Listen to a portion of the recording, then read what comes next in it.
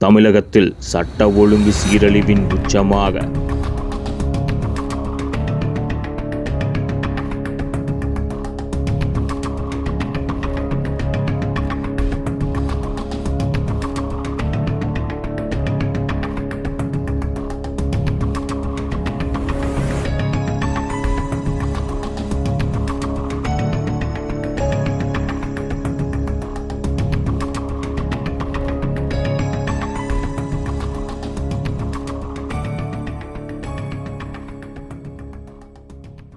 மதுரை மாவட்டம் வி. சத்திரப்பட்டி காவல் நிலையத்திற்குள் புகுந்து குண்டர்கள் காவல் நிலையத்தை சூறையாடியது மட்டுமல்லாமல் காவலர்களையும் தாக்கிய அதிர்ச்சி சம்பவம் நடந்தேறியுள்ளது.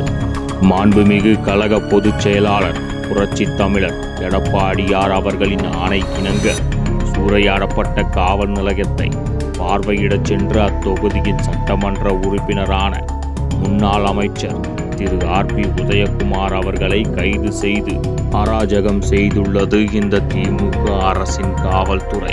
சீப்பை ஒழித்து வைத்து விட்டால் கல்யாணத்தை நிறுத்திவிடலாம் என்ற எண்ணத்தில் அதிமுக சட்டமன்ற உறுப்பினரை காவல் நிலையத்தை பார்வையிடாமல் தடுத்து கைது செய்து விட்டால் இப்பிரச்சனையை மூடி மறைத்து விடலாம் என்ற எண்ணத்தில் செயல்படுகிறதா தமிழக காவல்துறை?